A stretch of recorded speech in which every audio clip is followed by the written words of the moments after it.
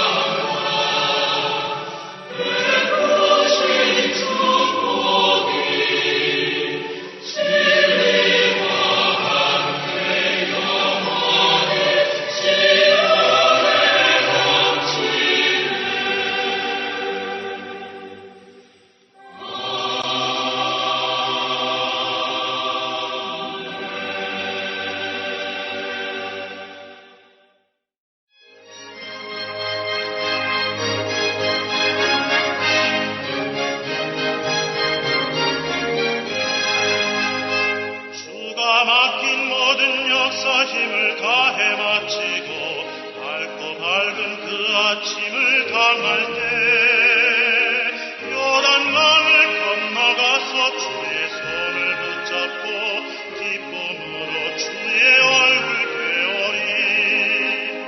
나의 주, 나의 주, 내가 그의 곁에 서서 배우며 나의 주, 나의 주, 손에 붙잡고 알겠네.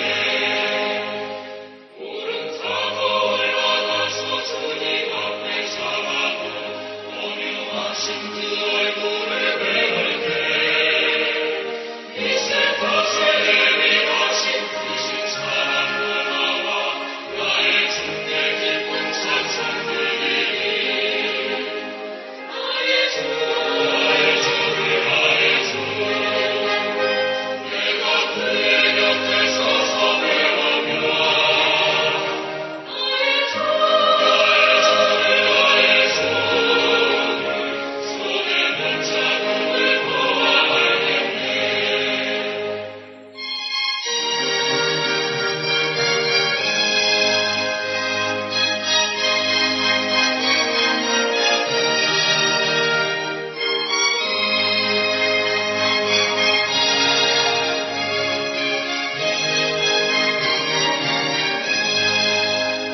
이 세상을 일찍 떠난 사랑하는 성도들 내가 올 줄 고대하고 있겠네. 저희들과 한 소리로 찬송 부르기 전에 먼저 사랑하는 주를 부르리.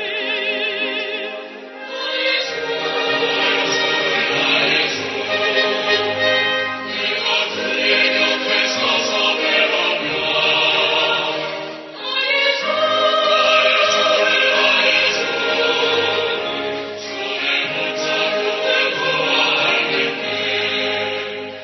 영화롭게 시온 성문들로 가서 다닐 때 기도 입고 황금길을 다니며 금과 맞추어서 세월을 이끌 때 세상 고생 모두 잊어버리리. 나의 주, 나의 주, 나의 주, 내가 그의 곁에 서서 배우며 나의 주, 나의 주, 나의 주, 손에 붙잡고 보아알겠네. 우리는 지난주에 스가랴서를 마치고 오늘부터 다시 예스라서를 보겠습니다. 우리가 지난번에 예스라서 4장까지 살펴본 다음 학개서와 스가랴서를 살펴보았습니다. 학개 선지자는 연세가 아마도 약 100세 가까이 되는 어른이었고 스가랴 선지자는 약 30살 정도의 젊은 사역자였습니다. 이 두 분이 주의 말씀을 전하셨는데 학개 선지자는 대개 책망과 어떤 미래의 이상을 보여주셨고 스가랴 선지자는 책망의 부분은 거의 없고 청년의 꿈을 가지고 미래의 영광스러운 예루살렘과 민족의 장래를 내다보면서 희망적이며 위로가 되는 말씀, 특히 예수님의 초림과 재림 그리고 천년 왕국까지 말씀하시는 것을 지난주까지 살펴보았습니다. 오늘부터는 예스라서 5장을 이어서 살펴보겠습니다. 예스라서 5장은 제1차 귀환자 5만여 명이 귀환을 해서 예루살렘 재건의 첫 단추라 할 수 있는 성전 재건을 시작했지만 우리가 살펴봤던 것처럼 성전 재건이 잘 되지 않았습니다. 여러 가지 환경적인 어려움과 방해 그리고 귀환자들의 이기주의, 현실주의, 세속주의에 의해서 하나님의 성전 재건이 계속 뒤로 밀려서 성전 공사를 하다가 중단되어 무려 9년 동안 유령 건물과 같이 방치가 되고 맙니다. 그때 학개 선지자와 스가랴 선지자가 일어나서 어떻게 자기 집은 완벽하게 잘 갖춰 화려하게 지어놓고 하나님의 성전은 저렇게 방치할 수 있느냐라고 호통을 쳤습니다. 그때 감사하게도 백성들이 학개 선지자의 책망을 달게 듣고는 성전 공사를 다시 재개하는 장면이 오늘 살펴볼 5장 이하에 기록이 되어 있습니다. 1절입니다. 선지자들 곧 선지자 학개와 이또의 손자 스가랴가 이스라엘의 하나님의 이름으로 유다와 예루살렘에 거주하는 유다 사람들에게 예언하였더니 성전 공사를 중단한 유다와 예루살렘에 거주하는 제1자 귀환한 사람들에게 학개 선지자와 스가랴 선지자가 하나님의 이름으로 예언을 했습니다. 이 예언의 말씀이 우리가 살펴본 학개서와 스가랴서입니다. 2절입니다. 이에 스알디엘의 아들 수룹바벨과 요사닥의 아들 예수아가 일어나 예루살렘에 있던 하나님의 성전을 다시 건축하기 시작하며 하나님의 선지자들이 함께 있어 그들을 돕더니 우리가 살펴봤던 것처럼 페르시아에서 예루살렘으로 귀환하여 돌아온 이들이 성전을 재건하는 것은 하나님의 뜻이고 하나님의 소원이고 하나님의 계획입니다. 우리도 믿음 생활을 하며 진리를 추구하다 보면 분명한 하나님의 뜻을 발견하게 됩니다. 이것이 진짜 하나님의 뜻이구나. 이것이 진짜 하나님의 소원이구나. 라는 것을 깨닫게 됩니다. 그런데 그렇게 깨달아지면 어떻게 해야 됩니까? 그냥 그렇구나 하고 생각하고 이해하고 아는 선에서 멈추고 있으면 됩니까? 하나님의 뜻이라고 하면 그 일을 해야 합니다. 깨달아서 적용해 보려고 하니까 이혼 부담이 많고 또 삶에 적용해 보려고 하니까 손해볼 것이 너무 많습니다. 그래서 이론은 이론이고 현실은 현실이다 하면서 이렇게 아는 것과 믿는 것을 따로 구분시키면 될까요? 지금 하나님의 말씀은 그러면 안 된다는 것입니다. 분명한 하나님의 뜻을 발견했다면 어떻게 하라는 것입니까? 시작하라는 것입니다. 손해가 있더라도 어려움이 있더라도 위험 부담이 있더라도 하나님의 뜻이라면 해야 합니다. 일어나 시작해야 합니다. 이처럼 오늘 본문에서 하나님의 분명한 뜻은 공동체 재건입니다. 그런데 혼자서는 할 수 없습니다. 그리고 성전 재건이 중단이 된 지금 페르시아 왕의 칙령이 다시 떨어진 것이 아닙니다. 우리가 앞에서 살펴봤던 것처럼 고레스의 칙령이 났음에도 불구하고 주변국들의 방해로 다시 고레스의 아들 캄비세스 1세에 성전 공사 중단 명령이 떨어지고 그것으로 인해 성전 공사가 9년 이상 멈춰진 그런 상황입니다. 그러니까 오늘 본문은 아직 페르시아 황제의 공사 재개를 허락하는 칙령이 내려오기 전인데 선지자들의 책망을 듣고 귀한 자들이 성전 공사를 다시 시작했다는 것입니다. 사실은 이것이 중요한 것입니다. 보겠습니다. 일어나 예루살렘에 있던 하나님의 성전을 다시 건축하기 시작하며 하나님의 선지자들 학개와 스가랴가 함께 있어 그들을 돕더니 학개 선지자의 책망으로 성전을 다시 재건하기 시작하니까 선지자들도 돕기 시작합니다. 시작하면 돕는 자들이 나옵니다. 3절과 4절입니다. 그때 유브라데 강 건너편 총독 다뜨네와 스달보스네와 그들의 동관들이 다 나와 그들에게 이르되 누가 너희에게 명령하여 이 성전을 건축하고 이 성곽을 마치게 하였느냐 하기로 우리가 이 건축하는 자의 이름을 아뢰었으나 이 건축자의 이름이라는 것은 아마도 감비세스 1세는 성전 중단 명령을 내렸지만 그에 소관되는 페르시아의 일대 왕제인 고레스의 칙령에 의해서 우리는 성전을 건축한 것이다. 그리고 그때 임명받은 사람이 수룹바벨이라 라고 하면서 이렇게 수룹바벨 이름과 고레스 황제의 이름을 거론했을 것입니다. 뒤에 가면 이 부분은 더 자세히 나옵니다. 5절입니다. 하나님이 유다 장로들을 돌보셨으므로 그들이 능히 공사를 막지 못하고 이 일을 다리오에게 아뢰고 그 답장이 오기를 기다렸더라. 이 그들은 유브라데 강 건너편 총독 닥드네와 스달보스네 등 지금 성전 공사를 방해하고 있는 사람들을 이야기합니다. 하나님께서 유다 지도자인 장로들을 보호하셨으므로 그들이 유다의 장로들을 함부로 하지도 능히 성전 공사를 막지 못하고 이 일 이 다리오는 다리오스 히스타페스 1세입니다. 다리오스 히스타페스 1세에게 보고하고 답장이 오기를 기다렸습니다. 6절입니다. 유브라데 강 건너편 총독 다뜨네와 스달보스네와 그들의 동관인 유브라데 강 건너편 아바삭 사람이 다리오 왕에게 올린 글의 초본은 이러하니라. 이렇게 해서 그 방해하는 사람들이 상소문을 페르시아 황제 다리오스 히스다페스 1세에게 올린 상소문입니다. 그 상소문의 내용이 7절부터 17절까지 나오는데 거기다가 박수를 치시고 방해자들이 올린 상소문이라고 적어 놓으면 성경을 읽을 때 도움이 될 듯 합니다. 7절과 8절입니다. 그 글에 일렀으되 다리오 왕은 평안하옵소서. 왕께 아뢰옵나이다. 우리가 유다 도에 가서 지극히 크신 하나님의 성전에 나아가 본즉 성전을 큰 돌로 세우며 벽에 나무를 얹고 부지런히 일하므로 공사가 그 손에서 형통하옵기에. 여기서 유다도라고 하는 것은 당시 페르시아 황제가 인도부터 이디오피아까지 총 127개 나라를 도로 이름을 바꾸어서 다스리고 있었습니다. 그래서 이 유다, 이스라엘도 페르시아에 예속된 하나의 도로 불려졌습니다. 9절에서 11절입니다. 우리가 그 장로들에게 물어보기를 누가 너희에게 명령하여 이 성전을 건축하고 이 성곽을 마치라고 하였느냐 하고 우리가 또 그 우두머리들의 이름을 적어 왕에게 아뢰고자 하여 그들의 이름을 물은즉 그들이 우리에게 대답하여 이르기를 우리는 천지의 하나님의 종이라 예전에 건축되었던 성전을 우리가 다시 건축하노라. 이는 본래 이스라엘의 큰 왕이 건축하여 완공한 것이었으나 이는 본래 이스라엘의 큰 왕, 전에도 말씀드렸듯이 다윗과 솔로몬입니다. 그러니까 다윗이 성전 자재를 준비했고 솔로몬이 아버지 다윗이 준비한 그 자재로 성전을 건축한 것을 말합니다. 12절입니다.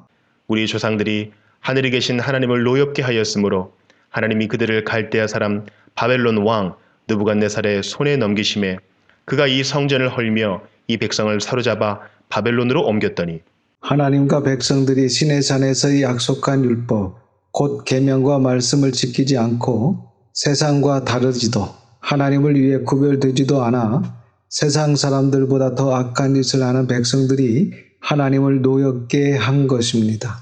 그래서 하나님께서 그들을 갈대아 사람 바벨론 왕 느부갓네살의 손에 넘기심에 그가 이 성전을 헐며 이 백성을 사로잡아 바벨론으로 옮겨와서 포로 생활을 하게 합니다. 13절입니다. 바벨론 왕 고레스 원년에 고레스 왕이 조서를 내려 하나님의 이 성전을 다시 건축하게 하고 이렇게 70년이 차서 바벨론 왕 고레스 원년에 사실 페르시아 왕인데 바벨론 왕이라고 표현하고 있습니다. 또 뒤에 가면 아수르 왕이라는 표현도 나옵니다. 이런 부분들은 우리가 역사를 알면 쉽습니다. 우리가 잘 아는 것처럼 당시 아수르는 바벨론에게 멸망하고 바벨론은 페르시아에게 멸망을 당하지 않습니까? 그래서 부분적으로 이스라엘이 멸망할 때 유다가 멸망하는 때로 봤을 때는 바벨론 왕도 아수르 왕도 맞지만 큰 관점에서 봤을 때는 페르시아 왕이라고 하는 것이 좀 더 나은 표현입니다. 그렇기 때문에 페르시아 왕이라고 해야 합니다. 14절과 15절입니다. 또 느부갓네살이 예루살렘 하나님의 성전 안에서 금, 은 그릇을 옮겨다가 바벨론 신당에 두었던 것을 고레스 왕이 그 신당에서 꺼내어 그가 세운 총독 세스바살이라고 부르는 자에게 내주고 일러 말하되 너는 이 그릇들을 가지고 가서 예루살렘 성전에 두고 하나님의 전을 제자리에 건축하라 하매 여기 총독 세스바살이라는 이름은 바벨론식 이름이고 수르바벨은 유대식 이름입니다. 바벨론 왕이 빼앗았던 성전 안의 모든 기구들을 바벨론 신당에서 다 꺼내 세스바셀에게 주어 예루살렘으로 가지고 가서 성전을 재건하고 그곳에 두라고 했다는 것입니다. 이러한 내용들은 우리가 에스라서 1장에서 다 살펴보았습니다. 16절입니다. 이에 이 세스바살이 이르러 예루살렘 하나님의 성전 지대를 놓았고 그때로부터 지금까지 건축하여 오나 아직도 미치지 못하였다 하였사오니 그래서 우리가 앞에서 살펴봤던 것처럼 6년 정도 지지부진하게 기초 공사만 하다가 9년간 중단되어 성전이 방치되어 있는 그러한 상태였습니다. 17절입니다. 이제 왕께서 좋게 여기시거든 바벨론에서 왕의 보물 정각에서 조사하사 과연 고레스 왕이 조서를 내려 하나님의 이 성전을 예루살렘에 다시 건축하라 하셨는지 보시고 왕은 이 일에 대하여 왕의 기쁘신 뜻을 우리에게 보이소서 하였더라. 고레스 왕이 조서를 내려 하나님의 성전을 예루살렘에 다시 건축하라 하셨는지 한번 확인해 보십시오.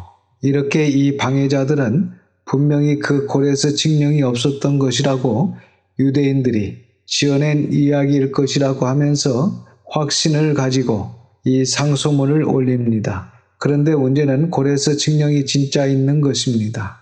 그들이 믿지 않았던 고레스 칙령이 역사적 사실이라는 것입니다. 6장을 이어서 보겠습니다. 1절입니다. 이에 다리오 왕이 조서를 내려 문서 창고 곧 바벨론에 보물을 쌓아둔 보물 장각에서 조사하게 하여 그래서 다리우스 히스다페스 1세가 큰 보물 정각 중에 문서만 따로 보관한 문서 창고를 조사하게 한 것입니다. 2절입니다. 메대도 앙메다 궁성에서 한 두루마리를 찾았으니 거기에 기록하였으되 메대도, 이 메대도도 127도 중에 하나입니다. 역사에서는 이름이 메디아라고 합니다. 그래서 메디아도라고 보면 됩니다. 그래서 메디아의 수도가 앙메다입니다. 사실 원래 이름은 엑바타나인데 우리 성경에서는 앙메다라고 번역을 하고 있습니다. 그래서 메대도 앙메다 궁성, 이 궁성도 원어를 찾아보니까 왕궁이라고 번역해도 괜찮습니다. 즉 엑바타나 왕궁에서 한 두루마리를 찾았으니 이 두루마리가 바로 고레스 칙령 공문서였습니다. 이렇게 발견된 고레스 칙령 공문서의 내용이 3절에서 5절까지입니다. 3절에서 5절을 박스치고 고레스 칙령 공문서 내용이라고 적어 놓으면 됩니다. 3절에서 4절입니다. 고레스 왕 원년에 조서를 내려 이르기를 예루살렘에 있는 하나님의 성전에 대하여 이르노니 이 성전 곧 제사 드리는 처소를 건축하되 지대를 견고히 쌓고 그 성전의 높이는 60규빗으로 너비도 60규빗으로 하고 큰 돌 3켜에 새 나무 1켜를 놓으라. 그 경비는 다 왕실에서 내리라. 고레스 왕이 내린 조서에 성전의 규격까지 기록이 되어 있습니다. 성전의 높이와 너비가 각각 60규빗이면 성전 높이도 넓이도 각각 27m가 됩니다. 또 큰 돌 3개에 새 나무 1켜를 놓으라. 이 번역이 옛날 말로 되어 있어서 어려운데 사실 어려운 내용이 아닙니다. 무슨 말이냐면 돌로 3층을 먼저 쌓고 그 다음에 한 층은 나무로 쌓으라는 이야기입니다. 그리고 그 모든 공사 비용은 페르시아 왕실에서 낸다는 이런 공문의 내용을 발표하는 것입니다. 5절입니다. 또 느부갓네살이 예루살렘 성전에서 탈취하여 바벨론으로 옮겼던 하나님의 성전 금, 은 그릇들을 돌려보내어 예루살렘 성전에 가져다가 하나님의 성전 안 각기 제자리에 둘지니라 하였더라. 이렇게 성전 공사를 방해하는 사람들의 상소가 올라와서 페르시아 왕 다리우스 히스다페스 1세가 그 문서를 찾아서 확인을 해봤더니 오히려 결과적으로 귀한 자들에게 유리한 쪽으로 일이 진행이 된 것입니다. 그래서 이 고레스 칙령 공문서를 다리우스 히스다페스 1세가 확인한 후 새로운 조서를 내립니다. 그 새로운 조서의 내용이 6절에서 12절까지입니다. 거기도 박스를 치고 다리우스 히스다페스 1세의 조서라고 적어 놓으시기 바랍니다. 6절, 7절, 8절입니다. 이에 유브라데강 건너편 총독 다뜨네와 스달보스네와 너희 동관 유브라데강 건너편 아바삭 사람들은 그곳을 멀리하여 하나님의 성전 공사를 막지 말고 유다 총독과 장로들이 하나님의 이 성전을 제자리에 건축하게 하라. 내가 또 조서를 내려서 하나님의 이 성전을 건축함에 대하여 너희가 유다 사람의 장로들에게 행할 것을 알리노니 왕의 재산 곧 유브라데강 건너편에서 거둔 세금 중에서 그 경비를 이 사람들에게 끊임없이 주어 그들로 멈추지 않게 하라. 다리우스 히스다페스 1세가 새롭게 내린 조서 내용입니다. 이제 너희들은 성전 공사를 방해하지 말고 예루살렘에서 멀리 떨어지고 유다 총독과 장로들이 하나님의 이 성전을 제자리에 건축하게 하라는 이런 뜻입니다. 이어서 8절 말씀은 앞절 6절에 나오는 성전 공사를 방해했던 그 사람들이 통치하고 있는 그 유브라데 강 건너편에서 거둔 세금 중에서 성전 공사 비용을 이 사람들에게 끊임없이 주어 그 세금으로 성전 공사가 멈추지 않게 하라고까지 이렇게 상황이 바뀌어 버립니다. 그래서 그들이 계속 방해하려고 했다가 오히려 성전 공사의 비용을 대는 상황이 된 것입니다. 그것뿐만 아닙니다. 9절입니다. 또 그들이 필요로 하는 것 곧 하늘의 하나님께 드릴 번제의 수송아지와 숫 양과 어린 양과 또 밀과 소금과 포도주와 기름을 예루살렘 제사장의 요구대로 어김없이 날마다 주어 이렇게 성전 공사 지원금만 보내줄 것이 아니라 제사장이 요구하는 하늘의 하나님께 드릴 번제의 수송아지와 수대양과 어린 양과 또 밀과 소금과 포도주와 기름을 날마다 보내주라는 명령이 다리우스 히스다베스 1세에게서 내려지게 된 것입니다. 10절과 11절입니다. 그들이 하늘의 하나님께 향기로운 제물을 드려 왕과 왕자들의 생명을 위하여 기도하게 하라. 내가 또 명령을 내리노니 누구를 막론하고 이 명령을 변조하면 그의 집에서 들보를 빼내고 그를 그 위에 메어 달게 하고 그의 집은 이로 말미암아 거름더미가 되게 하라.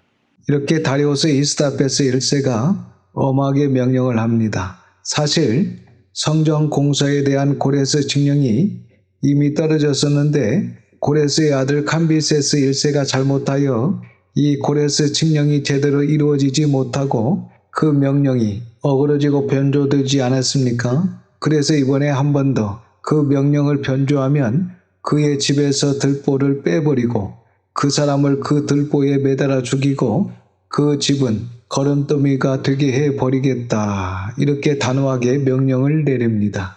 12절입니다. 만일 왕들이나 백성이 이 명령을 변조하고 손을 들어 예루살렘 하나님의 성전을 헐진대 그곳에 이름을 두신 하나님이 그들을 멸하시기를 원하노라. 나 다리오가 조서를 내렸노니 신속히 행할지어다 하였더라. 만일 성전 재건을 방해한다든지 성전을 헌다든지 하면 그곳에 이름을 두신 하나님이 그들을 멸하시기를 원하노라. 나 다리오가 조서를 내렸노니 신속히 행할지어다. 이렇게 해서 위기가 전화위복이 됩니다. 이 부분을 통해서 생각해 볼 수 있는 것은 보통 하나님께서 역사하시면 하나님의 일을 하겠습니다 라는 그런 마음이 우리에게 있습니다. 왜 그럴까요? 사실 우리의 마음에는 손해보기 싫고 이혼 부담을 좀 줄이고 싶은 마음이 있기 때문입니다. 분명히 이것이 하나님의 뜻이고 하나님께서 기뻐하시는 일이 맞습니다. 그런데 먼저는 하기 싫은 것입니다. 잘 되는 것 보고 함께 하겠다라는 어떤 이혼 부담을 줄이고 싶은 것입니다. 그런 생각을 당시 귀환한 사람들도 가지고 있었는데 오늘 본문을 통해서 우리가 발견할 수 있는 것은 그 일이 분명히 하나님의 뜻이고 그 일이 이 진리에 부합되는 일이라면 위험 부담이 있더라도 일단 사람이 먼저 그 분명한 일을 시작해 줘야 한다는 것입니다. 사람이 먼저 시작해야 하나님의 역사도 하나님의 도우심도 뒤따라온다는 것입니다.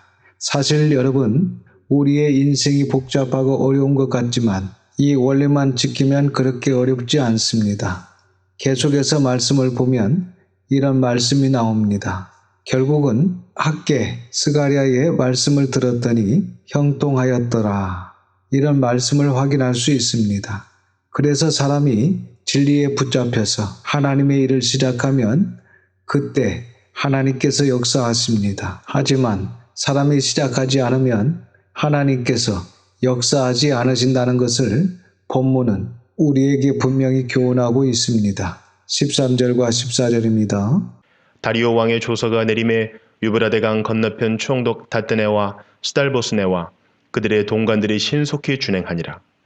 유다 사람의 장로들이 선지자 학개와 이또의 손자 스가랴의 권면을 따랐으므로 성전 건축하는 일이 형통한지라. 이스라엘 하나님의 명령과 바사왕 고레스와 다리오와 아닥사스다의 조서를 따라 성전을 건축하며 일을 끝내되 다리아 왕의 조서가 내림에 유브라데 강 건너편에 있는 성전 재건을 방해하는 이들이 신속히 명령대로 합니다. 그리고 유다 백성들의 지도자인 장로들이 학개 선지자와 스가랴 선지자의 지도를 받았고 백성들은 열심히 최선을 다해 중단된 성전 공사를 합니다. 14절의 말씀을 보면 결국 성전 재건도 학개와 스가랴 선지자의 권면을 따랐으므로 성전 건축을 하는 일이 형통한지라 이렇게 이야기하고 있다는 것입니다. 여러분, 정말 형통한 인생으로 살고 싶으십니까? 정말 상황과 여건을 초월한 평강의 사람으로 살고 싶으십니까? 그렇다면 절대로 양보하지 말아야 할 것이 있습니다. 그것은 바로 예배입니다. 이 예배라는 원칙, 그리고 예배라는 약속에 매여야 합니다. 그리고 그 예배를 통하여 주시는 하나님의 말씀입니다. 이 예배를 통하여 주시는 하나님의 말씀을 놓쳐서는 안 됩니다. 그것이 바로 형통하게 하고 평강하게 하는 것입니다. 14절을 계속해서 보겠습니다. 이스라엘 하나님의 명령과, 그렇죠, 하나님의 명령이 일단 있었고 그 명령이 바로 바사왕 고레스, 즉 페르시아 초대왕 퀴르스에 의해서 이루어지게 되었고, 그리고 다리오, 우리가 앞에서 살펴본 다리우스 히스타베스 1세입니다. 이 다리우스 히스타베스 1세가 다시 조서를 내려서 성전 재건을 속히 하도록 일조를 했습니다. 그런데 그 다음에 나오는 왕, 이 아닥사스다는 사실 성전 재건에 일조를 한 왕이 아닙니다. 그런데 아닥사스다가 왜 나오냐면 이 아닥사스다는 페르시아의 6대 왕입니다. 원래 이름은 아르타크레스 크세스인데 이 왕은 사실 성전 공사와는 직접적인 관계성이 없는 왕이지만 이 왕이 제2차, 3차 귀환자들을 보냅니다. 바로 이 왕이 에스라와 느헤미야를 보냅니다. 그리고 이 왕이 예루살렘 재건을 도와줍니다. 그래서 아마 페르시아 황제 중에 예루살렘 성 재건을 도와준 왕의 이름을 이렇게 열거한 것 같습니다. 그래서 고레스와 다리오와 아닥사스다의 조서를 따라 성전을 건축하며 일을 끝내되 15절입니다. 다리오 왕 제6년 아달월 3일에 성전 일을 끝내니라. 다리오 왕 제6년 아달월 3일에, 즉 다리오스 히스타베스 1세 BC 516년 12월 3일에 성전 일을 끝내니라. 드디어 끝나게 됩니다. 그러면 학개서 1장 1절에서 학개 선지자가 계시를 받은 시점이 다리오 왕 제2년 6월이었고, 그리고 스가랴 선지자는 스가랴서의 다리오 왕 제2년 8월에 계시를 받았다라고 말씀하고 있는데, 그렇다면 학개 선지자와 스가랴 선지자의 책망이 있은 후 약 4년 후에 스룹바벨 성전이 완공된 것을 알 수 있습니다. 그러니까 선지자들의 책망이 있은 이후 바로 중단되었던 성전 공사를 시작해서 스룹바벨 성전이 약 4년 만에 완공된 것입니다. 그리고 지난번에 살펴봤던 것처럼 1차 포로에서 1차 포로 귀환까지 예레미야 선지자의 예언대로 정확하게 70년이 걸렸는데, 이 성전 역시 BC 586년에 예루살렘 성전이 바벨론 군대에 의해서 불탔는데, 지금 그 불탔던 성전이 완공된 시점이 BC 516년입니다. 그렇다면 이 성전도 몇 년 만에 재건된 것입니까? 정확하게 70년 만에 재건된 것입니다. 이것 역시 하나님의 섭리 가운데 성취가 된 것입니다. 16절 이하에도 중요한 말씀이 나옵니다. 16절과 17절입니다. 이스라엘 자손과 제사장들과 레위 사람들과 기타 사로잡혔던 자의 자손이 즐거이 하나님의 성전 봉헌식을 행하니, 하나님의 성전 봉헌식을 행할 때에 수소 100마리와 순양 200마리와 어린 양 400마리를 드리고, 또 이스라엘 지파의 수를 따라 순 염소 12마리로 이스라엘 전체를 위하여 속죄제를 드리고, 백성들이 하나님께 기쁨으로 제물을 드리며 즐겁게 하나님의 성전 봉헌식을 했습니다.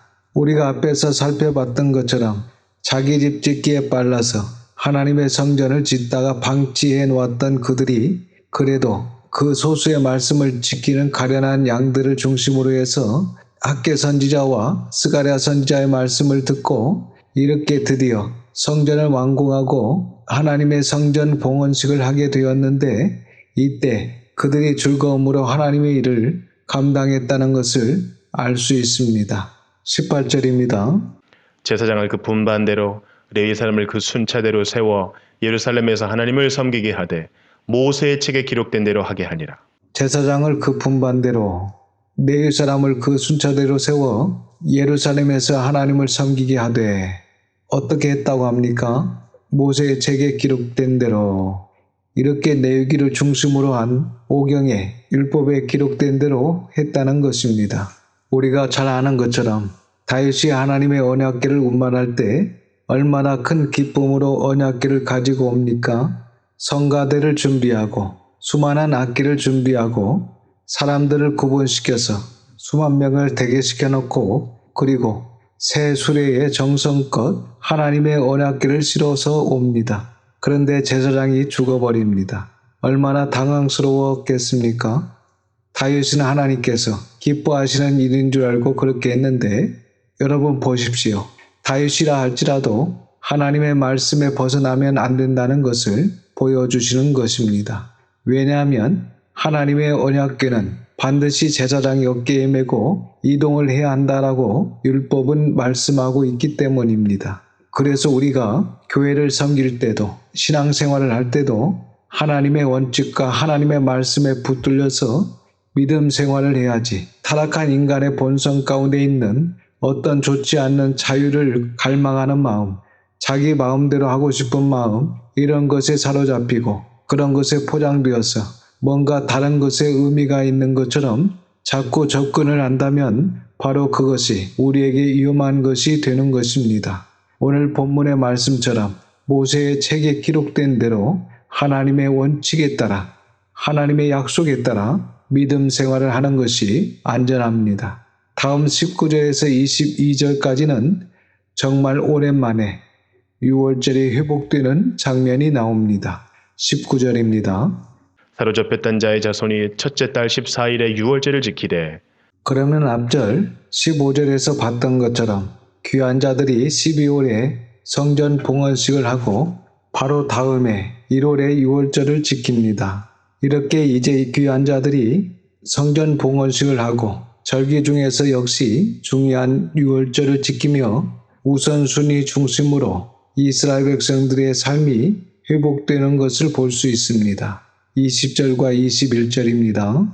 제사장들과 레위 사람들이 일제히 몸을 정결하게 하여 다 정결하며 사로잡혔던 자들의 모든 자손과 자기 형제 제사장들과 자기를 위하여 유월절 양을 잡으니 사로잡혔다가 돌아온 이스라엘 자손과 자기 땅에 사는 이방 사람의 더러운 것으로부터 스스로를 구별한 모든 이스라엘 사람들에게 속하여 이스라엘의 하나님 여호와를 찾는 자들이 다 먹고 21절은 우리가 좀 생각해 볼 것이 나옵니다.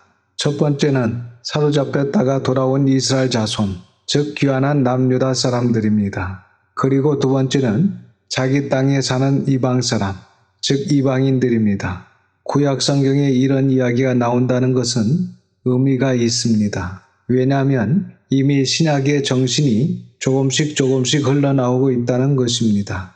우리가 살펴봤던 것처럼 메시아 예언이 반짝반짝 계속해서 빛이 나오고 있는데 그 빛의 대상이 유대인들뿐만 아니라 이방인들에게도 전파되는 어떤 분위기가 조성되고 있는 것을 확인할 수 있다는 것입니다. 그런데 본문에서 확인할 수 있는 것은 이방인은 이방인인데 두 가지를 가지고 있는 이방인입니다. 사실 저와 여러분들도 이방인이지 않습니까? 그래서 우리도 이 두 가지를 가지고 있으면 접붙임을 받은 하나님의 백성이 되는 것입니다. 그 두 가지가 뭐냐면 첫 번째는 이방 사람의 더러운 것으로부터 스스로 구별해야 합니다. 먹는 것, 입는 것, 보는 것, 말하는 것, 생각하는 것, 직장 생활하는 것, 결혼하는 것, 자녀 양육하는 것 등 이렇게 범사의 세상과 달라야 한다는 것입니다. 그러니까 더러운 것들로부터 스스로 구별해야 한다는 것입니다. 그러면 우리가 여기 유월절을 드리는 이방인으로 충족이 되는 것입니다. 그래서 이방 사람들의 더러운 것으로부터 스스로 구별하여 모든 이스라엘 사람들에게 속한 이방인들이 있었다는 것입니다. 그리고 이 사람들의 두 번째 조건은 이스라엘의 하나님 여호와를 찾는 자들이었습니다. 그러니까 이 사람들이 이방인이지만 진리를 갈망하는 것입니다. 즉 보는 눈과 깨닫는 마음, 들을 귀가 있는 것입니다.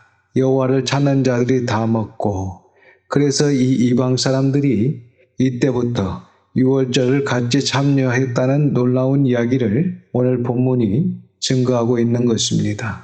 22절입니다. 즐거움으로 이래 동안 무교제를 지켰으니 이는 여호와께서 그들을 즐겁게 하시고 또 아수르 왕의 마음을 그들에게로 돌려 이스라엘의 하나님이신 하나님의 성전 건축하는 손을 힘있게 하도록 하셨음이었더라.